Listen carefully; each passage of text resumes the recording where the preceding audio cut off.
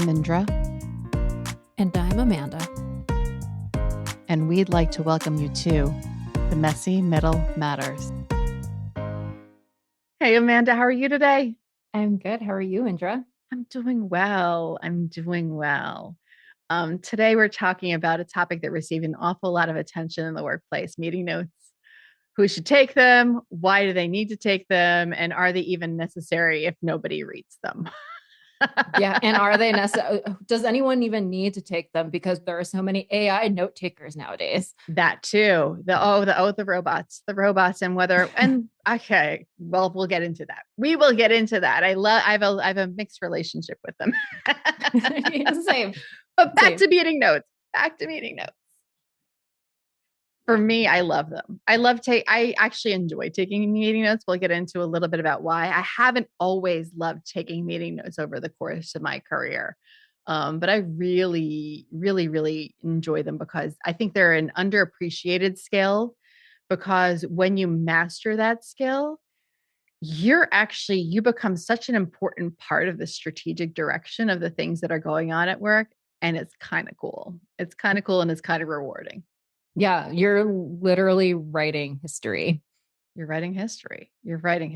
And so, I think maybe a good place for us to start is like early in our careers and note taking and what that was like, and then evolving from there. So, do you want to go first? Should I go first? Both of us have I can go this. first. So like early in my career, I was assistant coordinator. I was an EA for all intents and purposes. And I was often the one who had to take meeting notes, no matter the meeting. Yep. And, early in my career, I didn't always have the business context around said meeting, right? Like I would sometimes be invited to meetings, sometimes not. And it was just my role to sit there and transcribe, essentially. Yeah. Transcribe and, synthesize the notes, summarize them. Yep. And, send out the action items, like who did what. Yeah. That skill got developed and my meeting note taking evolved as I evolved in my career, as I progressed in my career.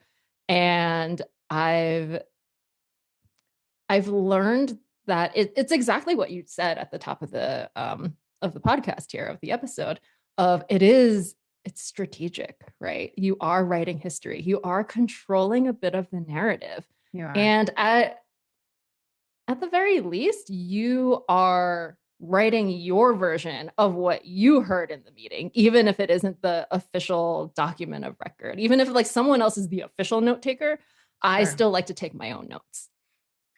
100%. Like, I think there's so many places to go.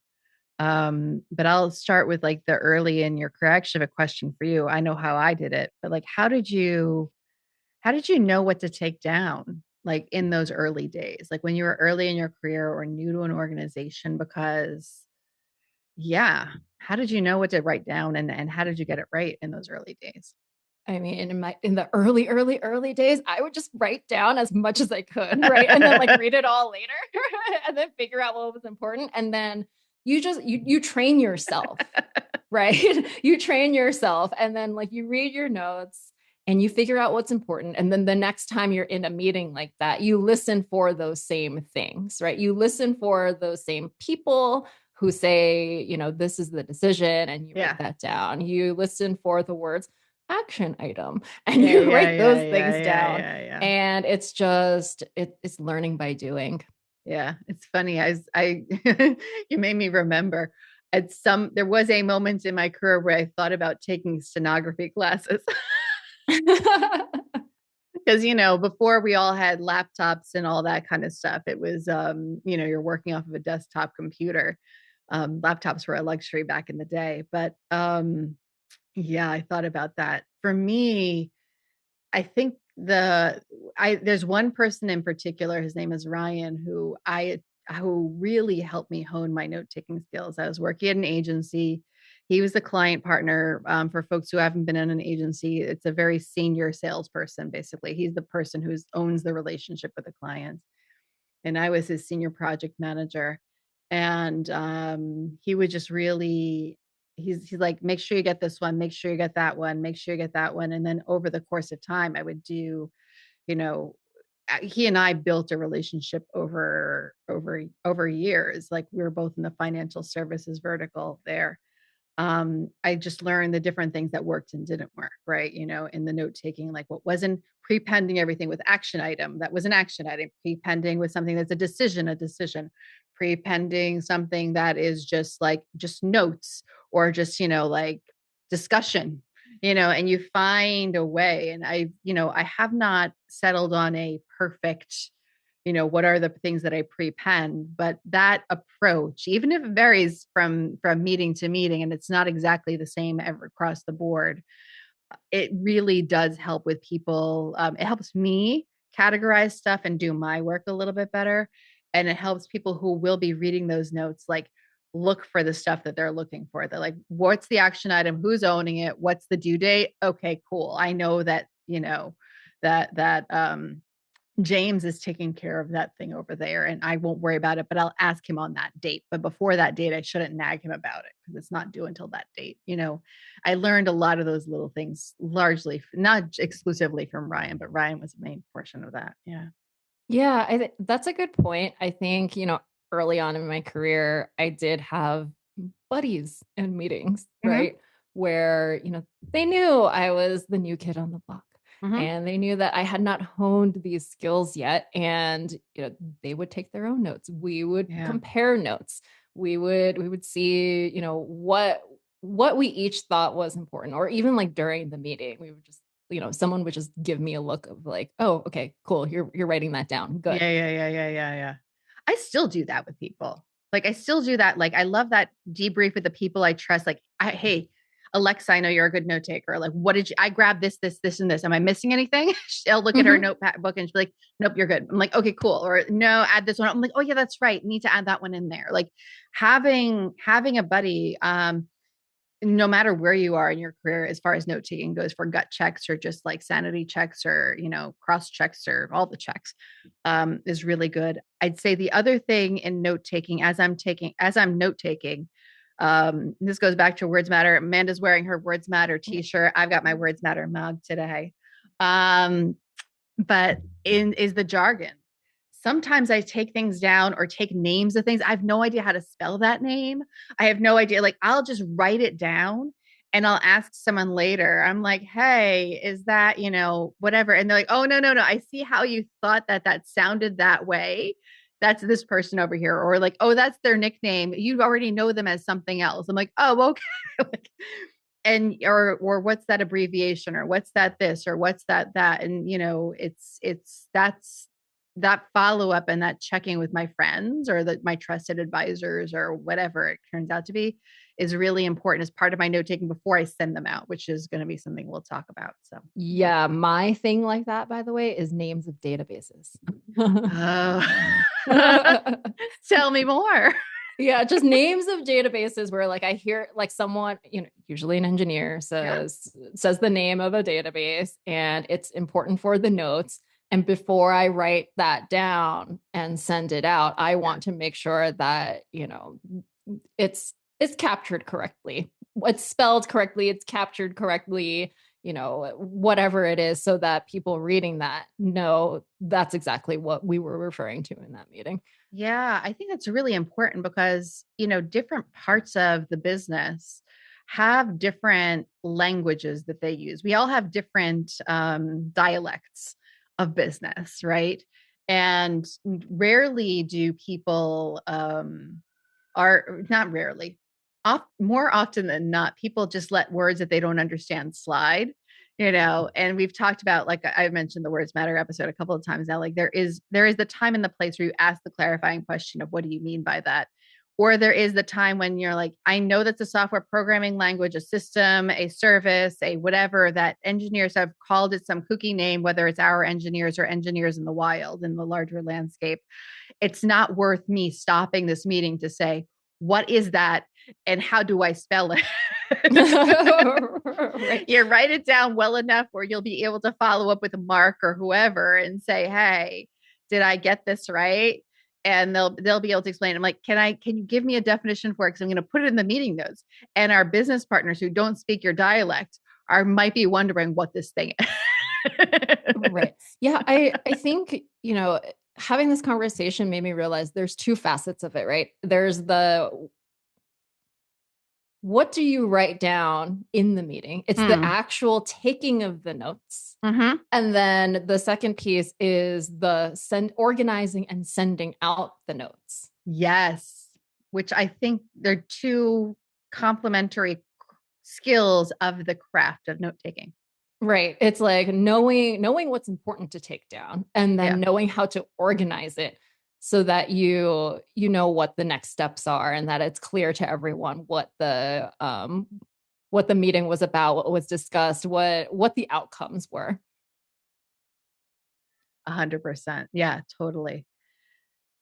So let's talk about, like, I did talk a little bit about like some of the tools and techniques that I've picked up along the way around the cleaning up of the notes before sending them further, like the cleaning of the notes, with that prepending of things, which sort of does create its own little bit of a taxonomy to the notes and a logical organizing structure, or a visual, or it's not a visual mnemonic. It's like it's a whatever. It's an indicator of some sort of classification. What Yeah, are your favorite tools and techniques when you're like cleaning up your notes before you send them out? Yeah, again, this is just learned life experience, right? Yeah. I found a template that works for me. You said that you like to prepend, Yeah. action items with action item. Yeah. I like to do that and put them all like in the same section and usually Okay. at the top, right? At the top of the meeting notes, action items. If you read nothing else, this is the section you read. This is the section you read. It's very clear in multiple ways that this is an action item and who owns that action item. Yeah. And there's no right or wrong. My bias is usually to keep it in the way that the conversation flowed, because that helps me remember like I see the picture that way. And neither is right or wrong. Everybody's got to find their own style for themselves and for their scenario. Like if I worked in a workplace where that was like more effective, I would totally steal that approach from you or borrow it. And it depends on the organization. It depends on who's reading the notes. It's keeping your audience in mind, right? Yeah. Like a lot of the meetings that I've run in my career are for the people who like, who cares about the context? Like, I just want to know what the decisions were, what the action items were. Yeah. And what, if there's anything I need to do, is there an action item for me? Yeah. Like that's what is important. And I've also sometimes included just the raw meeting notes at the bottom, like appendix. Here's my raw notes if you want to really read through them. Or, I mean, in these days, here's the AI transcription of the meeting. And, but there might be some meetings, depending on my forum, I'd be like, hey, here are my raw notes. I'm not cleaning them. Like, I'm like, here's my raw notes. I trust you guys to understand with the typos and all, like we're moving too quickly. Like, let's go. Right. And that can work sometimes too. It's not, you don't have to always clean your notes. You need to know, you need to know your context, and you'll need to know what works best. Right. And like just being strategic about it, right? Like if it is a meeting where there were a lot of action items, and if those action items are not complete, we are blocked. Then you structure your notes a certain way. If it was more of a collaboration brainstorming meeting, maybe you don't need to structure your notes at all. Yeah, totally. And I think that you just said strategic, which is, one of the things that I've got so many stories when it comes to strategic stuff, but I'll pick one. Somebody that you and I used to work with, Corey. We were in a meeting. Corey is a big advocate of making sure that workplaces are equitable and the work is distributed properly. And he joined the organization, and we were in some sort of leadership meeting, and I was always taking the notes. and Corey's like, and like he's like, Indra, you don't need to take. I think he even said it out loud. Indra, you don't need to take the notes, or you don't need to always take the notes. I'm like, no, Corey, I will. And then after the meeting, I explained to him, I'm like, Corey, my taking of the notes, like I appreciate the protection, because the notes not usually, often enough, they go to the person with the least amount of power in the room. right? And that could be societal power, that could be little hierarchy power. There's lots of different things that can happen. I said to him, I said, Corey, I said, I know that in certain forums, if I write the notes, I can help drive the strategy. And I know I can do a better job of it than everybody else that's in this conversation. And so for those reasons, I'm holding on to taking the meeting notes. I invite you to check me every once in a while to make sure that I am still doing it for those reasons and it has that value. But I'm going to take the meeting notes. And he goes, oh, Yeah. okay, that makes sense. Yeah. Yeah. Yeah. I think that's just, again, a learned experience, right? Like you learn from experience Mm-hmm. where, oh, the notes actually do have weight and value, and like the way things are captured and said and documented as like system of record Yes. is really important. And if you are the one who's doing that, you have power, whether you realize it or not. You really do. And, the other thing that, like, another signal that I knew that I was really good at it was I had a boss, his name was Satyan, and it was one of these leadership meetings that we talked about in the last episode that had like no purpose. It was a lot of leaders saying lots and lots and lots of words, but we never got to anything. And so I joined the organization. He Satyan joined around the same time. And I would use my approach that around using a shared document to define the agenda. The same agenda was where I captured all the meeting notes. And that way we would have one system of record for everything to look at. Like, what have we talked about over the past forever, like as long as that document has existed. And we were walking out of a meeting once. He goes, Indra, not only do I like what you do write down, I like what you don't write down. And I also like how you phrase things so we can all remember what we talked about, but that thing never made it onto paper, because there are some things that should actually never make it onto paper because you don't want it to the information to unintentionally land in the wrong hands, someone to look over somebody's shoulder, whatever it might be. So like those types of compliments are the ones where like, oh, I'm helping with strategy here. I'm taking meeting notes and I'm helping strategy. Yeah. Right. And, back to what you said about Corey, right? Like Yeah. he was trying to protect He was trying you. to protect me. It was He was great. trying to protect you. He was like, "Oh, well, you don't have to always do the administrative thing." Yeah. That's when I get annoyed. When somebody is like, "Amanda, can you take the notes?" And it's like, "This isn't my meeting. This isn't my point, my topic of discussion. I'm going to take notes for myself, but you're all on your own to take your own notes and action items." Fact, you need to have boundaries. You can't do it for everyone all the time. 100%. 100%. And that's for me where those, I'll create sometimes it depends on the environment, but like I'll create the shared document that everyone can dump their notes into. Yeah. Like, I've done that too, right? Like, okay, Amanda, can you take the notes? All right, this isn't my meeting, this isn't my bag, but I'm here to facilitate the conversation to and to make sure progress, that you right? guys have action items and you guys know what you're doing. But I'm not going to be the one capturing it because I don't have all of the context here. Like you can all take notes while you're speaking. And so I'm happy to create the doc, share the doc link in the meeting and say, here's where I'm taking notes or I'm trying to take notes. Please join me. Please correct all of the misspellings of the databases that I'm going to write down.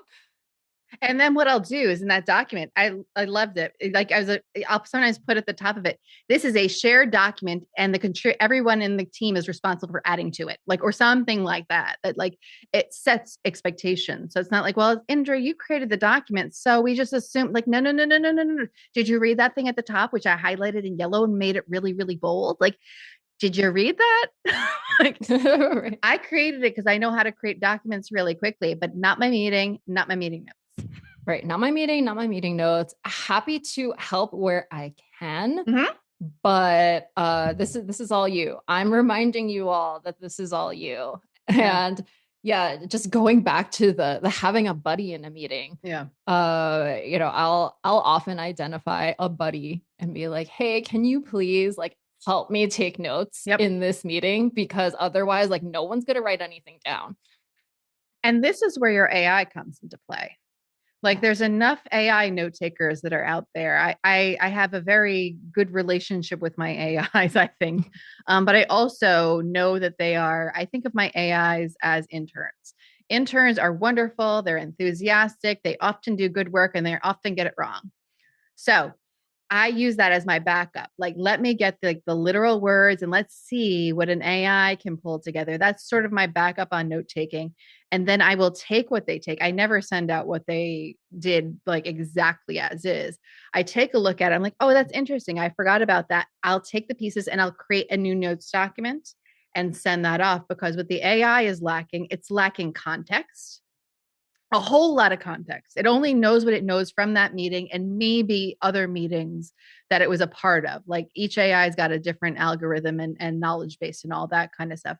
But assume that it only knows what was discussed in that exact forum at that particular time. They Right. The don't know what business context that baby Amanda was missing way back early in my career. 100%. Like, and it's like oh no, sorry, the AI did not hear that side conversation that happened over Slack, for example. Right. The It, the AI doesn't know that this person who yeah. said this thing is the most important person in the room, and they should have taken down basically everything that this person said.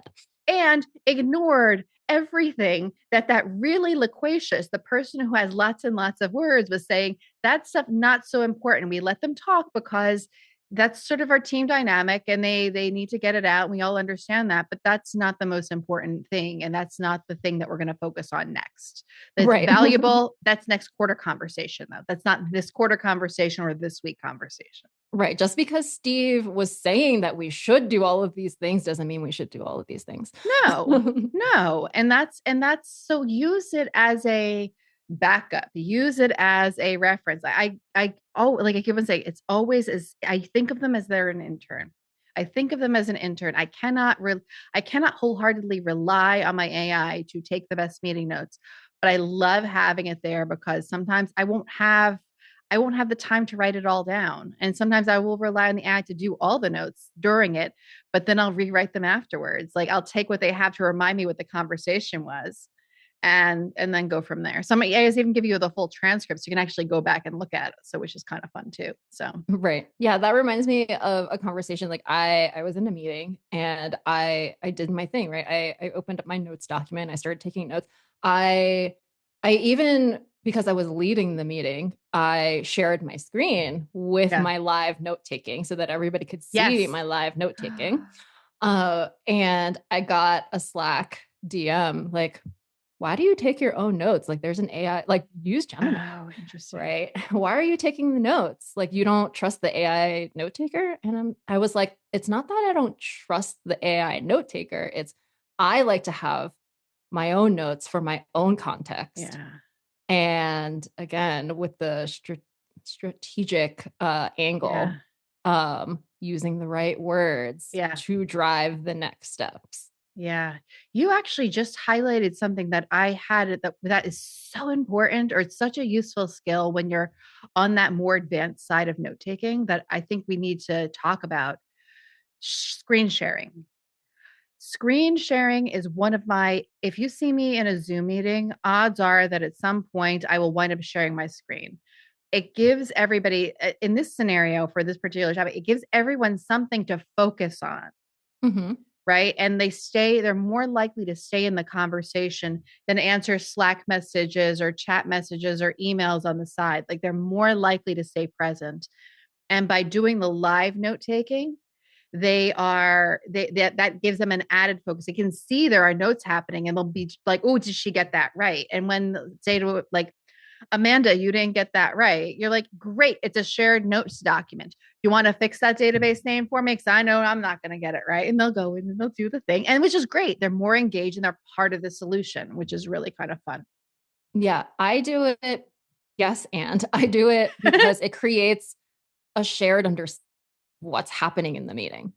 Yes, 100%. 100%. I also love the fact that you said yes, and that's why I had the giggle. If anybody heard my giggle, it's such a useful thing from the improv world that is useful in the workplace too, and part of conversations. Yes, and let's Yeah, build on it. yes. And it creates a shared understanding for everyone in the room, Yeah, in the virtual room. yeah. Where, yes, this is Amanda's meeting. This Amanda's taking the notes, but I'm looking at this and fact checking the notes that she's taking, right? Like, oh, she totally got that wrong. Let me raise my hand. Hey, Amanda, I think you misunderstood. Oh, I did. Let's talk about it. Because if I misunderstood, maybe someone else did too.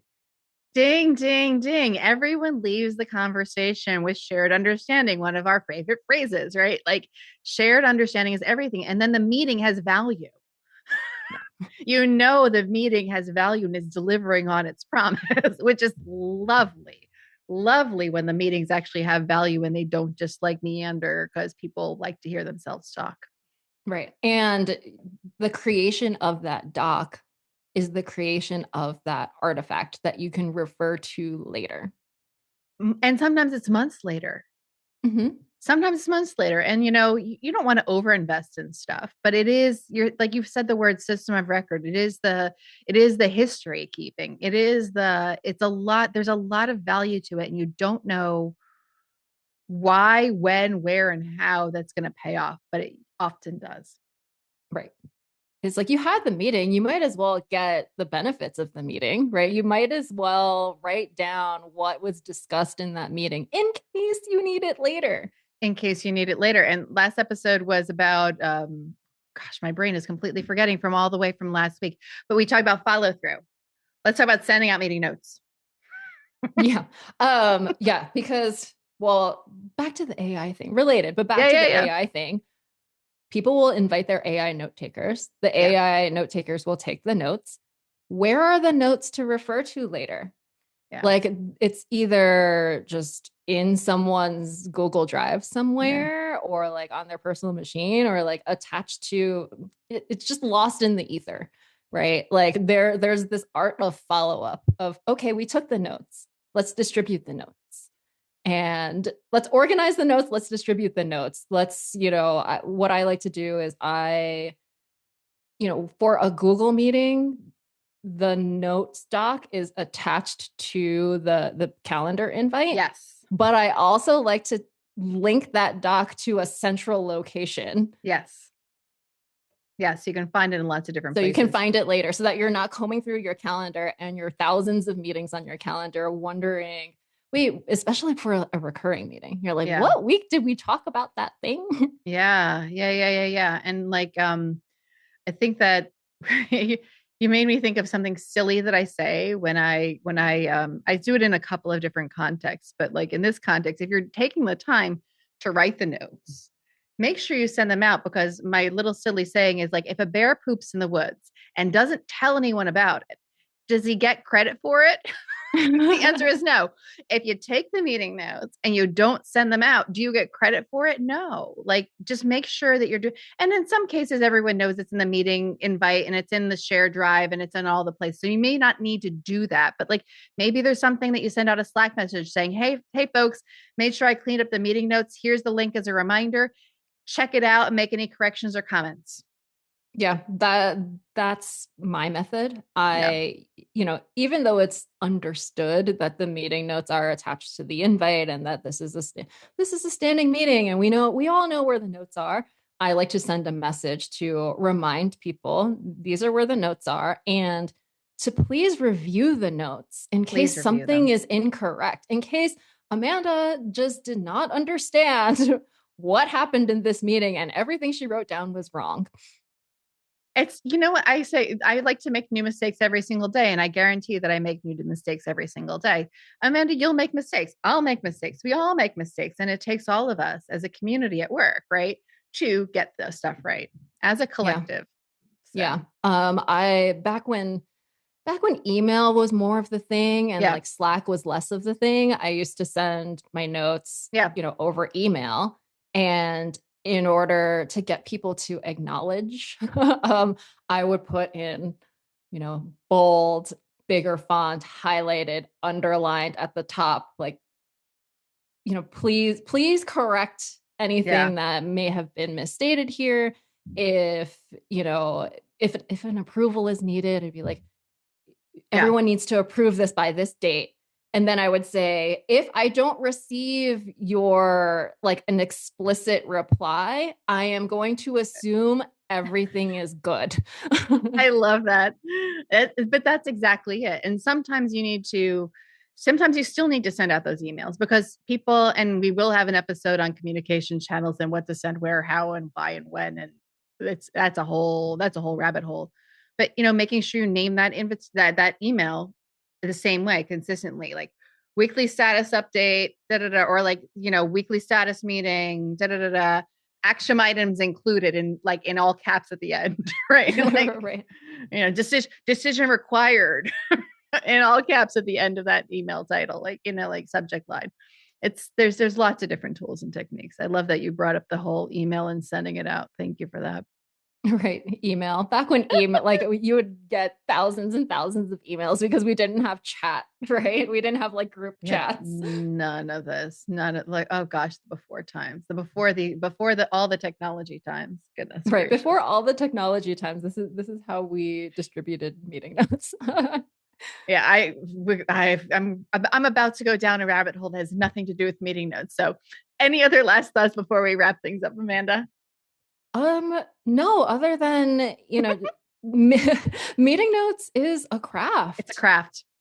It's a craft, and you have to, much like soft skills, right? Yeah, You have to practice them, yeah, and you have to take context into consideration, yep, right? Who is your audience? What are you trying to achieve with these meeting notes? Because that can determine the method in which you send them, yep. and how you structure them, and like all of the things. Yeah, and I love the fact you were talking about soft skills. It makes me think, use the approaches that work for you, right? You Yeah. can't, unless there's some sort of like PMO structure that's demanding something be done in certain ways. Find the style that works for you. Practice those skills, test and learn. See what works. See what works for you. Yeah, and you can always ask for feedback on your notes too. Like, does this structure make sense to you, Yeah, everybody? 100%. Yeah. 100%. Amanda, thank you again for always joining me for this and having another thoughtful conversation. Thanks to everyone for listening. I hope that you all got something out of today's episode. And I hope you'll join us next time when we explore another topic from the messy middle. Bye, everyone. Bye.